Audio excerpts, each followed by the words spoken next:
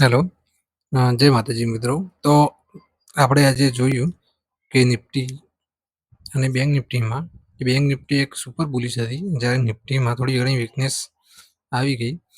તો એના પાછળનું રીઝન શું હતું કે નિફ્ટીમાં જે મિડ કેપના શેરો હતા અને જે નિફ્ટીમાં જે અમુક આઈટીના કારણે થોડું ઘણું એવું પ્રોફિટ બુકિંગ આવ્યું ઉપરના લેવલથી. એટલે કે આપણે જોઈએ તો ગઈકાલે આપણે વિડીયોમાં વાત કરી હતી એ રીતે કે નિફ્ટી એક નીચેથી ટ્રેન્ડ લાઇનમાં સપોર્ટ રહી રહી હતી, નીચેની ટ્રેન્ડ લાઇનની. ઓકે, તો અહીંયા બી જેવું માર્કેટ અહીંયા ખુલ્યું એવું ટ્રેન્ડ લાઇનનો એક નાનો અમથો સપોર્ટ લઈને ઉપરની દિશામાં ગયું. ઉપરની દિશામાં જતાં જ અહીંયા આપણે એક પુટ બાય કર્યો હતો, પણ જો કે બેંક નિફ્ટીના મોમેન્ટમના કારણે જે આપણે અહીંયા એક નાનું એવું ₹500 જે આપણે રિસ્ક પર ટ્રેડ હોય છે એનું નુકસાન ગયું. બાકી આપણે એક બીજો ટ્રેડ માર્યો તો બેંક નિફ્ટીમાં સ્કેલ્પમાં આપણને નુકસાન રિકવર કરીને એક સારું એવું 1:3 નો આપણને ટાર્ગેટ મળ્યો છે.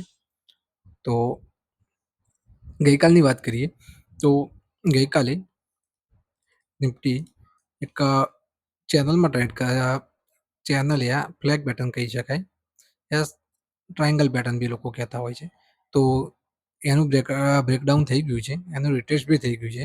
હવે જો ગઈકાલે નિફ્ટી અહીંયા જે આ લો હતો, જે 25,300ની નીચે જો ટ્રેડિંગ કરવાની શરૂઆત કરે તો એક નીચે સારો એવો આપણને ટાર્ગેટ મળી શકે છે. જે પહેલો ટાર્ગેટ રહેશે 25,200 આસપાસનો,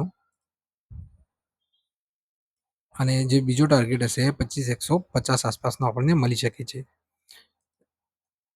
અને જો ગેપડાઉન ઓપન થાય તો જોવાનું રહેશે કે ફર્સ્ટ અવરમાં કઈ રીતે રિએક્શન આવે છે, કે પ્રોફિટ બુકિંગ આવે છે કે થોડું કન્સોલિડેશન કરીને ઉપર જવાની કોશિશ કરે છે.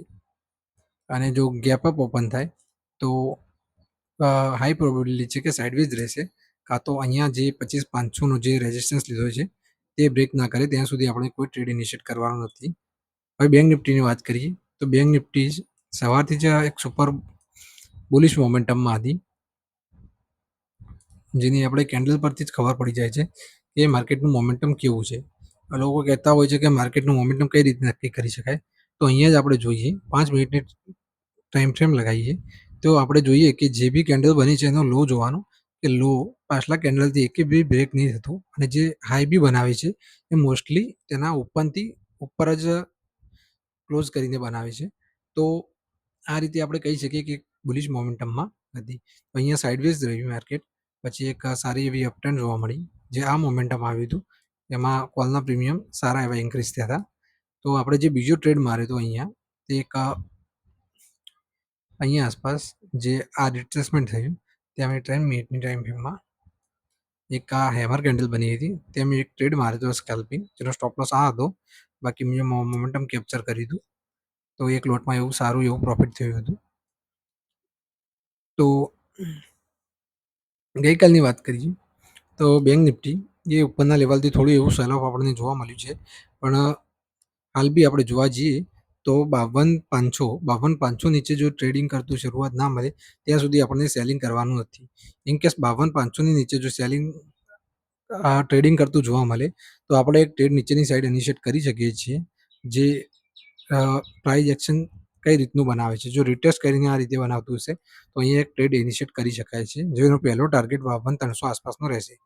અને ઇનકેસ જો ગેપ અપની વાત કરીએ તો જે લેવલ અત્યારે નીકળીને આવે છે એ અત્યારે જે એક આ હાઈ છે 52,950, અને અહીંયા એક ટ્રેન્ડ લાઇન વાત કરીએ તો આ ટ્રેન્ડ લાઇનની તો કોઈ એટલી વેલ્યુ રહેતી નથી, પણ જો કે 52,800 ઉપર જો ટ્રેડ કરતું શરૂઆત કરે તો એક 53,000નો એક નાનો એમથો આપણને ટાર્ગેટ જોવા મળી શકે છે.